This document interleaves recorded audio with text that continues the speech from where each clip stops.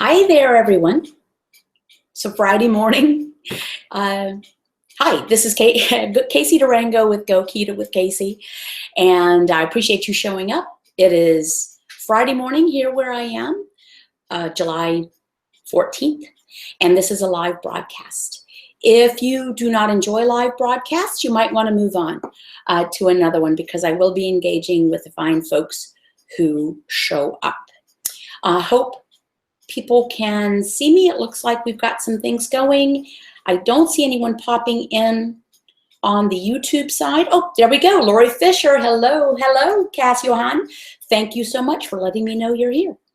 Hey, Jennifer. It was so good meeting you the other night at the support group meeting. And beautiful Tracy, thank you for coming in from the West Coast. Today's topic, I have a couple of things to cover. And this topic actually came to mind when I was talking with a good friend of mine. And we were talking about the struggles that people encounter with trying to, follow any dietary change. If you're trying to lose weight, cut back, get in shape, whatever it might be, and you're trying to do that through a change in eating habits, and specifically if you're trying to eliminate something from your diet, with the ketogenic diet, of course, you are greatly restricting carbohydrate intake to below 20 grams a day, and that changes your body from fueling itself with glucose to fueling it with ketones. In a snapshot, that's what the ketogenic diet is about. So sometimes people struggle with this. We struggle with any change, right? Change is tough. So my friend said something that we've all heard, we've possibly and probably all said it to ourselves or to each other or to other people. First of all, you say, well, I'm really addicted to carbs. Well, we all are. It's the way we're wired. There's a reason for it, and that's why they are hard to give up. But if you can get through the burn-in period, you generally will get over that hump and start to usually find it much easier to restrict carbohydrate intake. But the point being, and she made the point, I bet you guys have heard this, well, it's different than when you're trying to give up cigarettes or give up alcohol, because you can survive without cigarettes or alcohol, but you can't survive without food. So it's much harder. Has anyone heard this, said this, thought this, incorporated this into our train of thinking? I know that I have done that before. This got me to thinking. It's not different. And I'm going to tell you why I think so. I'm not trying to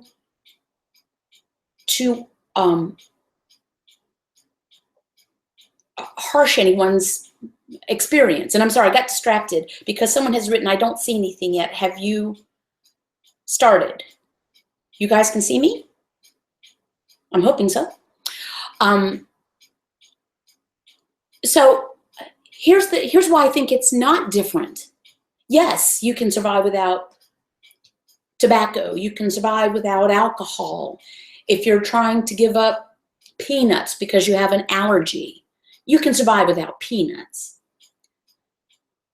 But I believe that it is I think we're selling ourselves short if we say, well, this is going to be really hard for me because you can't survive without food. So you have to, it's going to be much, much harder. Here's the deal again. If you're trying to give up cigarettes, alcohol, whatever it might be, every time you're confronted with the cigarettes or the alcohol, or you're trying to give up gambling, or you're trying to give up cussing, whatever it might be, it's always a yes or no decision, correct? Hi, you want a cigarette? Yes or no? No, I don't. So you make that decision. Hi, you want a scotch on the rocks? I'm trying to give up alcohol. Yes or no? No, I don't. Guess what? It's the same thing with carbs. It's a yes or no decision. So don't start out thinking that this is going to be too hard. We tell ourselves things are too hard. We'll never be able to do it. I can't do that. I'm addicted to carbs. We're all addicted to carbs. So what do you do when you're addicted to something? You give them up. If you reduce your carbohydrate intake sufficiently and your liver stops pumping out glucose, your brain will quit telling you to eat more carbs. It's really effective. Seriously. Are there any reformed or former, I shouldn't say reformed, it's not like you're went to jail or anything. Are there any former smokers in the room? And if so, did you just have to make a yes or no decision each time you thought about firing one up? And if so, after you made enough decisions, no, I'm not going to smoke, did you find it easier? So that's kind of my thing. And that was really my only point today. It kind of blends in with other talks we've had about don't convince yourself that this is too hard. Don't convince yourself that anything is too hard. You wouldn't accept that out of your kids. No, I can't do it. I can't. It's too hard. You can do it. Don't tell yourself you can't. Don't tell yourself you can't. Don't be your own worst enemy. Be your own best advocate. Because frankly, sometimes you're all you've got, right? Particularly when it comes to eating around other people. Sometimes you're your only advocate. Be that. Be your champion. Don't talk to yourself worse than you can imagine somebody who's not on your side talking to you. Don't say you can't do it. Don't say this is too hard because you have to eat food. And I've said that that's been around for a billion times. People have said that throughout the years. Yeah, you do have to eat food. Just with carbs, you make a yes or no decision. Am I going to eat them? Not going to eat them. Susan Cosmos, thank you for the super chat. Talk about somebody who's consistent. You are a fantastic supporter, and thank you so much. So, okay, Marcy, now getting into the comments. We've got people, yeah, I was a smoker. I quit 4 years ago.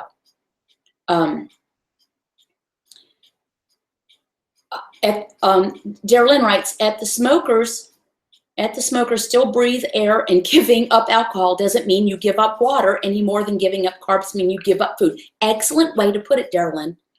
Correct. Giving up alcohol doesn't mean you give up liquids. Giving up inhaling tobacco smoke does not mean you give up inhaling.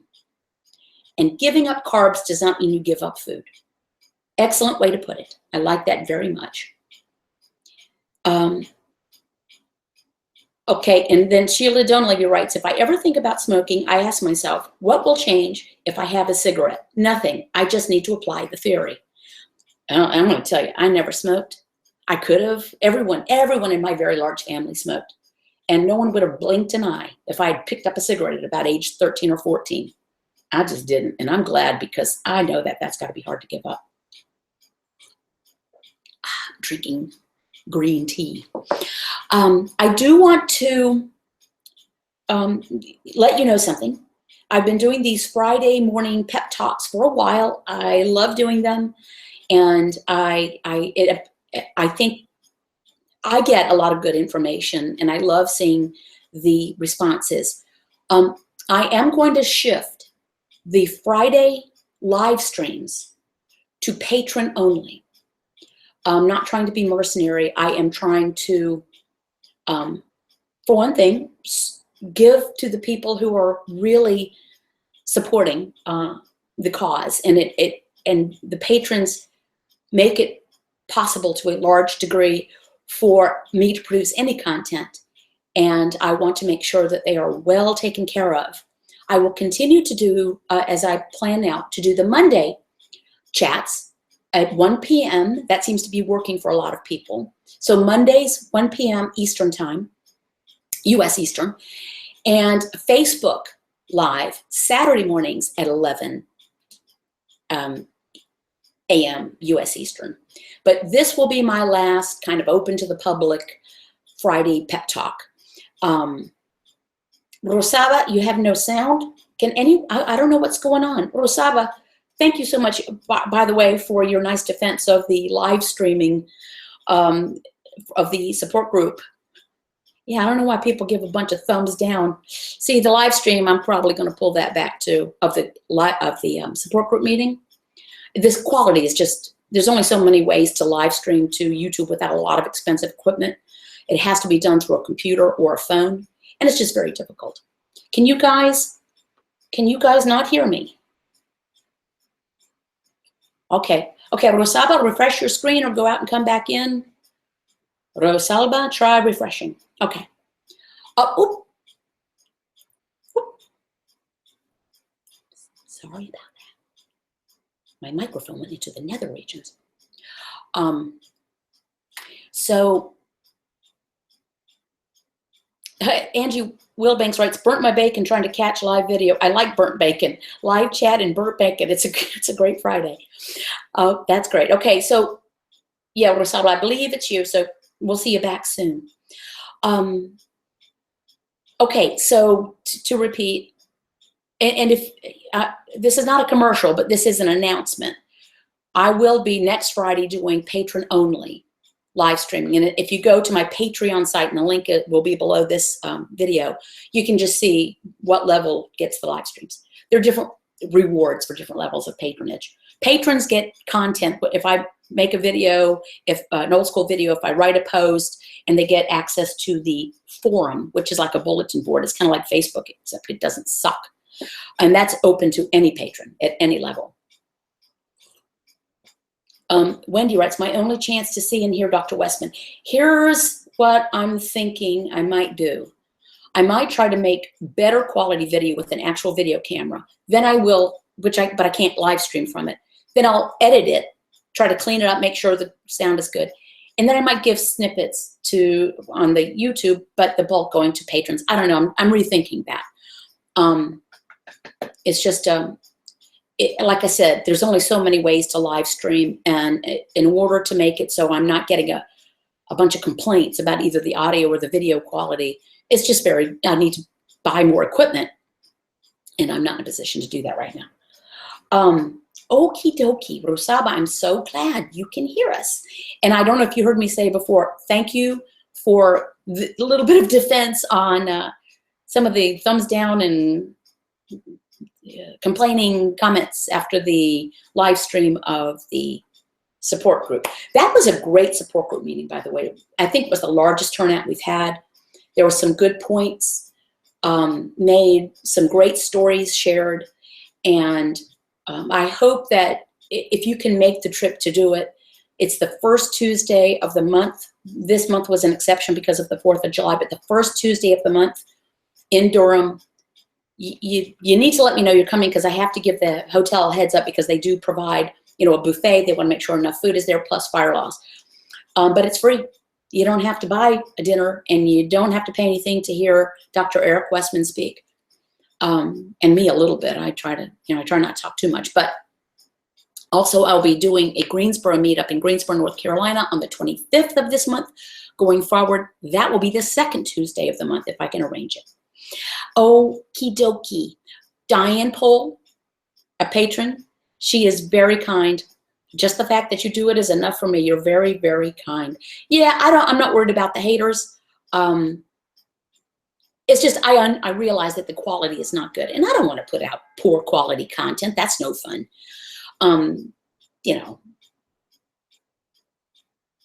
No fun.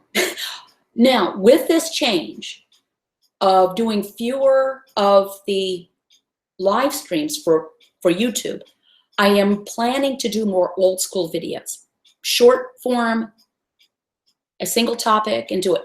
And let's face it, there are many resources to listen to and watch on following the ketogenic diet. So I won't be missed on Friday mornings, because there are a ton to watch. And some are really good, some are questionable. Just make sure that whatever advice you're taking, do some of your own research and try to make sure that what you're being told makes sense. Some things just don't make sense, but find something that works for you. Do some research. Go to reputable sources. Those resources can be Doctors Eric Westman, Stephen Finney, Jeff Folick, Dominic D'Agostino, help me out here, Jay Wortman out of Canada, Andreas Enfelt, the diet doctor, has a great site. Excellent resource. There's a paid portion and a public portion, and you can get a lot of great information on the public side. But it's worth investing. I think it's $10 a month for the paid site, and you get a lot of really great content. So go to reputable sources. Okay, that's my suggestion. Amanda Faye Dotson. Casey, you've helped me stick to keto and lose 37 pounds by keeping it simple, which helped me kick my sugar carb addiction. Casey's proof, if you stick with keto, you can take your life back. I got my life back, guys. I want to share something with you. You see this shirt?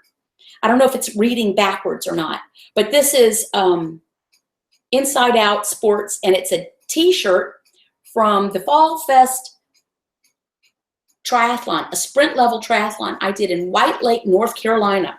A bunch of us drove down there. My husband actually flew down, and it was really cool. He flew down and took me out to lunch from September 12th, 2009, which was almost the last year I exercised seriously, and I was 100 pounds heavier. And I don't know how I dragged myself through 4 or 5 triathlons that year. I did the training for them, and then I did the triathlons. And I had forgotten about this shirt. I got the, they had almost none left, so I bought it. I could barely get it over my head, much less wear it. I mean, I tried it and I couldn't wear it. It was like putting on a child's shirt for me. Well, guess what? I found it yesterday and I popped it on, and look. And I went to the gym yesterday.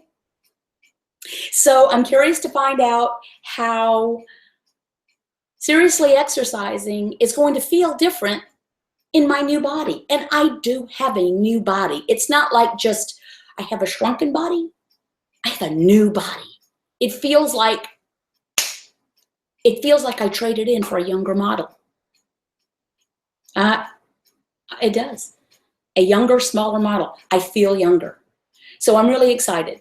I will give some exercise updates. I hope that definitely will be on Patreon, because we all have a challenge going on the forum. One of the patrons on the forum, the bulletin board, said, okay, here's the August challenge. Here's the first week. Here's what I'm going to do. So people are chiming in with what they've accomplished. Okay, now we're talking about giving up smoking. Trisha M writes, I can exercise so much better now on keto than I could ever before. My lovely mate finds that. He's a cyclist. He can go further faster with he barely even drinks water. He used to take electrolyte drinks, Powerade, Gatorade, goos and gels and hot shot blocks, they're called, because he was burning glucose before. So you have to keep that up when you're going up mountains for 2 hours.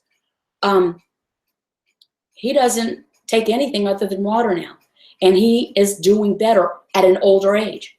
So it is better. I'm really excited about it. Trisha, I just have more energy. I do too. I just have more energy. It's not, and as opposed to when I would go to the gym before, because I've always belonged to a gym. I'm writing a blog post about it. I would go. It was like, ugh. I'll go because I'm supposed to do this. I'm supposed to move more and eat less. I'm going to try to do this. And I've said it before. I'll say it again. It's punitive to ask a big, heavy person to just move more when moving at all can feel so bad. But now I'm like, oh, wow. So if someone asked, what did I do at the gym? Yesterday was my first time. It's a wonderful facility at my alma mater. Almost new. So I really wanted to, it's a big place. So I wanted to go and do a recon. and just get the lay of the land, look at the locker rooms, find this out. So what I did was I got on the elliptical machine and did whatever I did on that. Again, looked around, messed with the lockers, make sure I knew how to work those, and got in the sauna. The sauna is worth the price of admissions, guys. It is fantastic. It's as big as this section of my kitchen. Oh, it's fantastic. And it's interesting because it's a university facility, and it's a great price because I'm an alum. Either a plus or a challenge when you're going to a university facility is guess who's there? A lot of young people. So I was sitting in the sauna yesterday, and it was great. I'm just sitting there thinking and meditating, and a couple of young guys come in. You've never heard the word dude said so many times in a 10-minute period. Dude, dude, dude. It was funny listening to them. I will say I got in there long before they did, and I stayed long after the old lady hung in. Renita Hellman, I've lost 73 pounds and feel better, but I know when I lose more, I will feel better. Have new diabetes and fatty liver disease. Started at 280, now 207.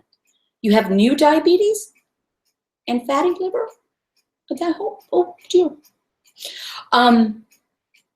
Okay, you guys, I love that you guys talk to each other. You're talking about the rash.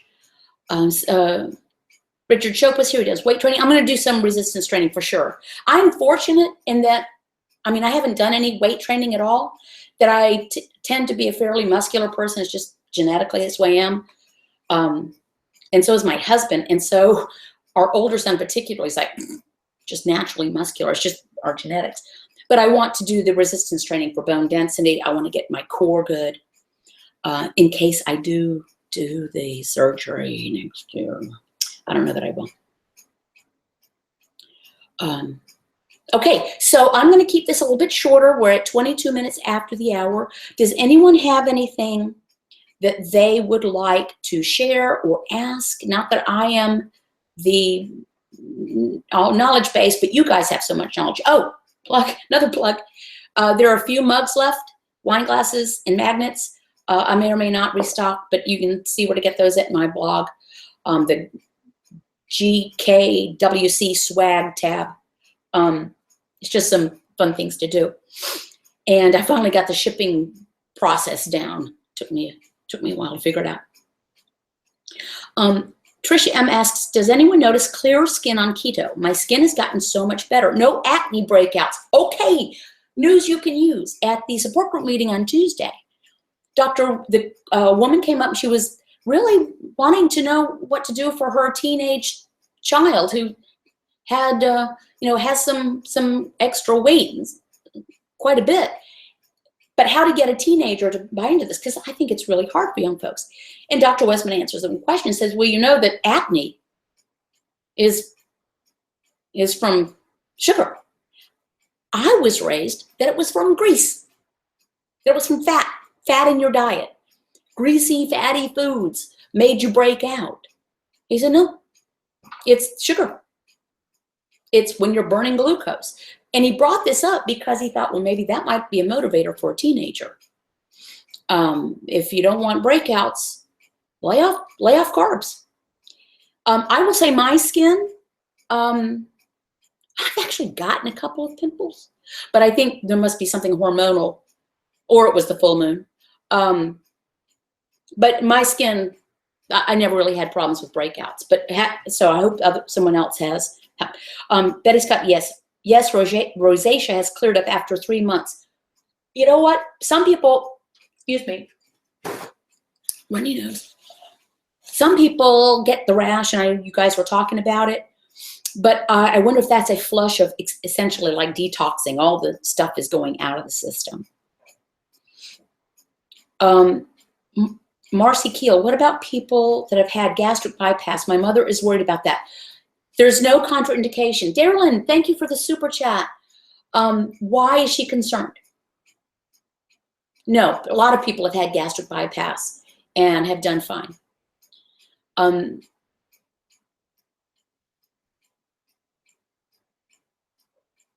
Okay. Tracy Tepley, I don't feel non-keto anymore. Do you mean that you don't, like you feel like, you don't feel like eating foods that are not keto? Okay, Rosalba Trujillo. Breakouts during my period are gone now. Fantastic. Darylyn shares, had blood work yesterday, elevated HDL and liver enzyme. The last is the only one that disturbs. Intermittent fasting, if it is a result of fatty liver. Is keto known to help? Yes. Yes. The ketogenic diet is an excellent way to eat for fatty, non-alcoholic fatty liver disease. Okay, Rena Brown, what do y'all think of the Atkins bars? I'm going to do a video on the different bars. Bottom line is, I wouldn't mess with them. It's not Atkins anymore. It was bought by Nestle or something long ago. And it's just and they're messing around with the net carbs. It's not a thing. I would avoid them. There are better choices. If I was going to do any bars at all, or any products, it would be the Adapt bars. Actually, Dr. Westman is a consultant with those. They are true total carb. So if it says one carb, it's one carb. It's not net. They are not inexpensive, but they are really made of quality ingredients. So I think I'm gonna try to do. I don't use them, not because I don't believe in them. I don't need them. They have protein bars. They have keto bars, which they only ship during the cooler months because there's no preservatives. So in the warmer months, unless you keep them in a refrigerator, you don't want to do that. So they only ship them during cooler months. Protein bars, fat shots, and coffee shots. They're small. Even they say, even the owner of the company in conjunction with Dr. Westman say, don't substitute it for anything. It's only to help people stay compliant. If you are going to do something, do those. And I'm going to try to get some and give a little review. But I would stay away from Atkins bars. I don't know which the next best one would be. Always try to use real foods. But if you want, ask me about the Adapt bars. I might be able to get you some. Like I said, they're not inexpensive, but they might help you stay compliant, which is the only thing they're for. They're a convenience food to help you stay on the program without, it's not gonna make you go into ketosis. They make no claims. It is not supposed to substitute for real food. It's to. Indigo Mom says, morning guys. Finally watching live for the first time. I'm so glad, Mary Beth. You might have missed that this will be the last Friday morning pep talk. I'm going to continue with the Mondays as long as I can. But I'm going to switch this over to patron only. Steve Steckler. Hey, Steve, I hope you're a dude. I love when dudes show up. Learned a lot on your channel journey. Thank you for everything you've shared. You are most welcome. I feel like throwing back to the universe is a good thing. And so much has been given to me. I want to give back. And this is why I will continue to provide free content. On some level, to some degree. Okay, thank you. Oh, Alicia Bratton. Hi, everybody, celebrating 40 pounds down this morning. Alicia, that's fantastic. Okay, congratulations. Kirkland brand protein bars are excellent, but highly addictive, dangerous to buy in bulk. This is the thing. If you're going to do anything like that, even the Adapt bars, it doesn't mean, ooh, don't start popping them the way we used to pop, caramels. Don't do that. Eat real food. I love to be able to support Adapt bars and the Adapt program with Dr. Westman because those are legitimate, but don't overeat them. Don't overeat anything that's like that. It's just to take the edge off if you're hungry. Okay, Marcia, she's lost 130 pounds, then gained 40 pounds after gastric and was asking me for ideas, then came to me with all the excuses of why she couldn't do it. Excuses are easy. They're natural. We've all become expert at them. And to recap kind of my point, we can easily latch on to say, well, it's going to be hard for me to do this because you have to eat food every day, unlike giving up alcohol, giving up cigarettes, giving up gambling, giving up, which, by the way, are true addictions, okay? And some people, for a variety of reasons, may have the same type of addictive behavior with sugar, but most of us don't. We say we're addicted, and I want people to caution people against using that highly charged word. Don't tell yourself you're addicted. Because frankly, I've seen too many people said, I'm addicted to sugar. I'm addicted to candy. I'm addicted to chocolate. I'm addicted to bread. And then after they get through a week of being keto and they get through all the stuff, they don't want it anymore. Okay, so that's not addiction, okay? That is your brain telling you to do something because that's the way we're wired because of the glucose and all that. So don't tell yourself you can't because you have to eat food every day. Yes, that is factual. You don't have to eat food every day, but you should eat something. But you don't have to eat carbs. And don't tell yourself, well, I just can't give this up. Everything you do, everything in life is a yes or no decision. Am I going to go to the gym today? Yes or no? I could say, I'm addicted to not going to the gym. So I make a decision. Am I going to the gym today? Yes or no? Am I going to eat bread? Yes or no? Am I going to smoke a cigarette? Yes or no? Am I going to accept this piece of pie that was handed to me by my mother-in-law who glares at me if I don't eat it? Now, I'm not talking about my mother-in-law. She's long passed away. You either will or you won't. It's a decision. It's a yes or no decision. My take on it, anyway. Okie dokie. I am Canadian Beauty says, sorry, but there is a physical addiction to sugar. Addiction can be a strong word. People feel like this. All I'm cautioning against is saying you're actually addicted to where because addiction can be more than just, yes, the sugar, the glucose essentially fires in the same. Keep in mind, it's all sugar. A bagel, a bran muffin, a potato, a bowl of pasta, white table sugar. It's all sugar as far as your brain is concerned because it's glucose. So where that can fire the same places as those people who are addicted to heroin, it's not in everybody. So not everyone will be addicted to sugar. You can become addicted to it because of the circuitry. But I just want to caution people. I think that people can become addicted to anything if that's kind of that's kind of the way they're wired as far as addictions go.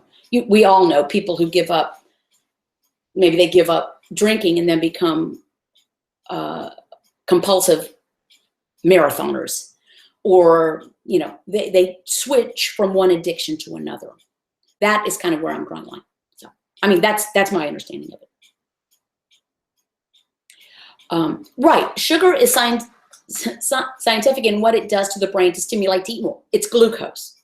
Oh, okay, don't partition sugar against the rest of everything. It's the glucose. A bagel and a chocolate cupcake. It turns, it's not like, it's glucose. And yes, your brain tells you to eat more because we really want to be burning ketones. That's the way we're wired. And so when your body shifts to burning glucose, which we've done for the last however many generations, we're compelled to eat more because it's a whole long thing. But anyway.